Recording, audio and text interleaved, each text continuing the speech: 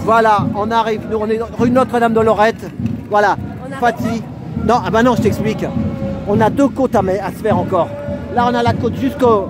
Le pauvre Pierre. Ouais, mais moi, tu sais ce que je lui ai dit. Donc, j'ai dit à Pierre, voilà, toi qu'on a des choses à dire. Pierre, je lui ai dit, va jusqu'au Moulin Rouge. Et au Moulin Rouge, il ne savait pas, tu vois. Je lui ai dit, après, toi, tu vas aller à la place Pigalle tout seul.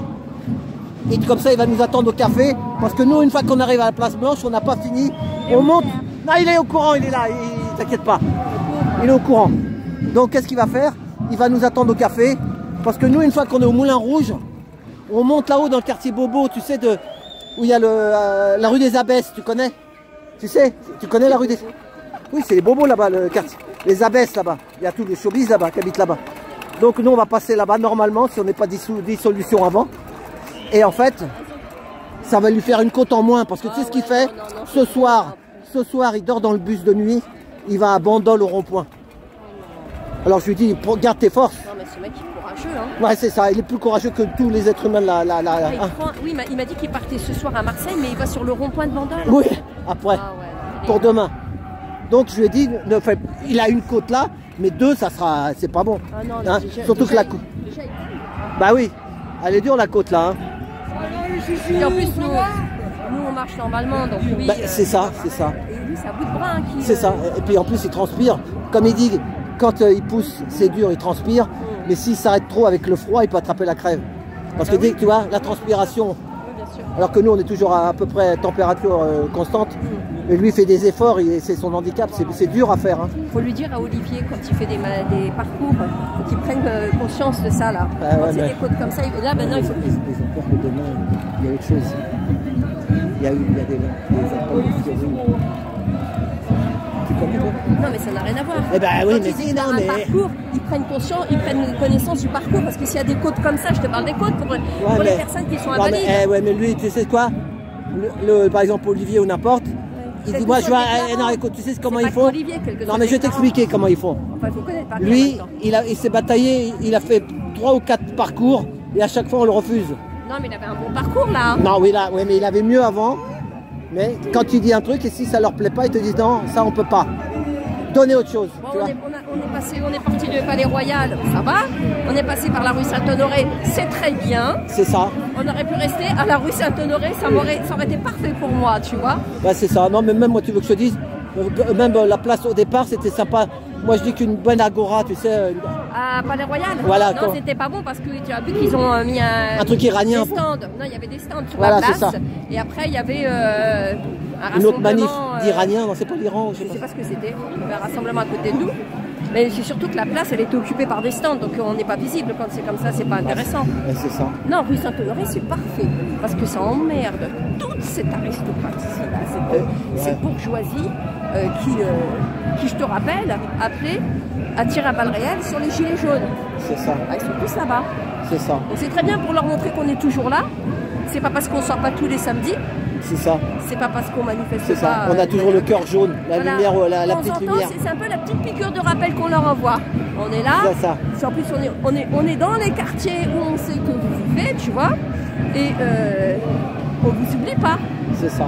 Il faut leur faire comprendre. Il faut qu'ils le sentent. Et cette vibration là, comme je disais tout à l'heure, tu vois, il y a une bonne vibration dans cette manifestation. De toute façon, dans le mouvement Gilets jaunes, généralement, il n'y a toujours que des bonnes vibrations. Moi, je trouve par rapport aux autres mouvements qui sont très... c'est soporifique, on s'emmerde. C'est froid surtout, c'est froid, il n'y a pas de cœur. C'est ça. Il n'y a pas d'âme. C'est ça, c'est pour leur boulot, c'est leur manif taxi, manif infirmière, manif... Non, mais même la manif patriote, même les manifs patriotes, je vais te dire très honnêtement, les manifs patriotes, les manifs anti-pass et les manifs anti-vax, je n'ai pas retrouvé la même chaleur, la même humanité, la même vibration que dans les manifs gilets jaunes. Et c'est pour ça que moi j'avais délaissé ces manifs à un moment, parce que j'ai l'impression qu'on est vraiment, comme le disait l'autre, les canards sans tête. C'est ça, mais c'est une histoire de réveil. C'est une histoire de réveil. Et le réveil aussi. C'est pas qu'une histoire de réveil aussi. Ah bon? Non.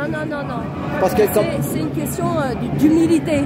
C'est-à-dire que c'est pas la même catégorie de personnes qui sont sorties.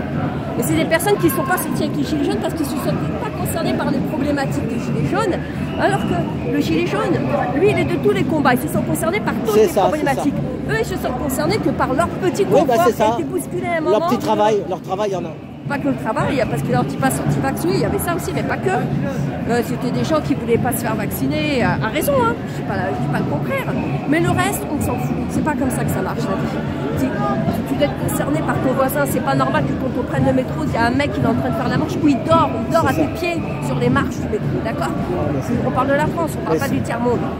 C'est pas normal que tu as des vieux, des vieilles, qui dorment à la rue, qui meurent dans le froid. Ils n'arrivent pas à suivre, ralentissez. Dans notre pays, c'est pas normal qu'il y ait des gens qui meurent de froid. C'est pas normal que tu aies des travailleurs pauvres qui n'ont même pas les moyens de se payer un loyer, qui dorment dans leur véhicule. Qui dorment même. Moi, je connaissais une nénette, elle dormait dans un parking pour se réchauffer, la nana. C'est ça. Toute seule. Donc c'est pas normal, c'est tout ça, tu dois te sentir concerné. Moi, ça me heurte personnellement. Et ben, là, j'ai interviewé la dame du DAL. Ils sont quelques-uns du DAL, ils ont déclaré aujourd'hui. Et ben la dame, elle m'a dit, il y a une semaine, ils ont viré une dame de 80 ans dans le 77, ils l'ont mis dehors, hein, parce que je sais pas quoi, ils voulaient récupérer l'appartement, et elle a rien. Voilà, et eux, ils se prennent tout ça dans la tronche. Parce que les gens, je te dis, c'est pour ça que moi, je cherche tout le temps cette humanité. C'est la vérité, on n'a que des zombies autour de nous. Quand tu le regardes, le regard est vide, et le regard, c'est l'expression de l'âme. Cette humanité, moi, je la retrouve avec les gueules cassées, comme je dis. Il n'y a pas que des gueules cassées chez les gilets jaunes. Tu vois, mais quand même, il y a plus d'humanité que chez les autres. Il y a un moment, tu as l'impression qu'il y a deux espèces qui se côtoient, qui ont la même apparence, et il y en a une qui est guidée. C'est ça. D'accord? Qui est guidée par le créateur, et t'en as une autre, elle est guidée, mais par autre chose, par une autre entité. Mais ils ont les mêmes faces que nous. Et tu remarqueras que ceux-là qu'on croise régulièrement, ils n'ont pas d'empathie, ceux-là. Arrête-toi, bah dis-le qui s'arrête, arrêtez-vous. Arrêtez-vous. Stop, stop. Ceux-là, non. Ils n'ont pas d'empathie, ils n'ont pas d'affect. Pensez à Pierre, il y a Pierre. Il y en a un fauteuil derrière. Ouais, il y a fauteuil, voilà. Ouais, mais ils n'ont pas d'empathie, t'as raison. Ils n'ont pas d'empathie, ils n'ont pas d'affect, ils sont froids. Mais c'est impossible d'être froid quand tu es humain, c'est impossible de ne pas avoir d'empathie. Donc moi je me dis, c'est que ces gens-là, ils ont la même face que nous, mais en réalité, ils ne sont pas comme nous. Mais, on peut pas, mais des fois, tu essayes de les réveiller, tu peux pas. Il y a Marie-Jeanne, elle a essayé, même avec sa famille. Marie-Jeanne, elle a dit c'est impossible. C'est la télé qui les a endormis pendant 50 ans. Il n'y a pas que la télé. Ah si, c'est une magie. Hein. Il leur en fait une magie noire. Non, il n'y a pas que la télé. Moi, je viens de t'expliquer qu'il y a deux catégories de personnes qui se côtoient sur Terre. Il y en a une qui mais nous, on n'est pas beaucoup. On est peut-être. Une qui a été créée par Satan. Et bien, les moutons. On les mêmes, la même physionomie. Hein, sauf qu'elles ne sont pas du tout animées des mêmes intentions. Et c'est pour ça que la deuxième catégorie, celle qu'on côtoie tous les jours, je te dis, elle a le regard vide, elle n'a pas d'âme, elle n'a pas d'empathie. Eh ben justement, moi, je ne trouve pas normal qu'un être humain ne peut pas avoir d'empathie, c'est impossible. Pour moi, c'est inimaginable. C'est pas possible. Ouais. Est-ce que tu crois à ça? Est-ce que tu crois? Il y en a qui y croient. Je ne sais pas, Valérie m'en parle. Tu sais, on dit que quand on meurt, notre âme, elle revient sur Terre. Tu as entendu parler de ça? Et des fois, il paraît que nos âmes... Ouais, mais nos âmes, quand on est là, comme toi, comme moi, on a vécu plusieurs vies.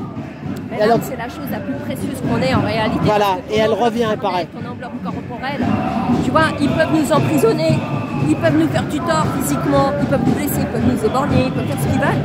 Mais il y a une chose qu'ils n'arriveront jamais à toucher, et surtout la nôtre, parce que la nôtre, elle a gardé tu vois, sa foi, son empathie, son amour. Ça. Et pour eux, ils ne comprennent pas comment ils n'arrivent pas, si tu veux, à nous mettre à genoux et à faire en sorte de corrompre notre âme. Ouais, c'est ça. Ah ouais, mais ils n'ont pas d'âme. C'est ce qu'on dit, ils n'ont pas d'âme, madame. Donc l'âme, c'est notre liberté. C'est une chose qu'ils n'arriveront jamais à atteindre. Il ne faut pas avoir peur. Tu sais, quand tu es placé, quand tu dis « Oh, je vais manifester, va m'arriver ça, les flics vont me mettre en garde à vue. » Mais qu'est-ce que j'en ai à foutre de mettre 24 ans en garde à vue? Ça te fait plaisir. Mais même 48 heures. Et après, je vais sortir. Je vais aller au jugement. Ah oui, c'est pas très plaisant d'aller en prison même un jour. Mais au final, la seule chose qu'ils n'ont pas réussi à atteindre, c'est quoi? C'est ton âme et ta liberté de penser. Bah, ta liberté, elle est là. Avec le truc dans le bras, là, c'est ça qu'ils veulent te prendre aussi. ARN messager. Voilà, messager. Il y a des gens, ils n'ont pas d'idée messager. Le message, c'est pour qui, pourquoi? Tu vois, c'est pour détourner justement ton ADN, ton âme. C'est ça. Moi, je conçois comme ça. Après, on dira que je suis certainement complotiste.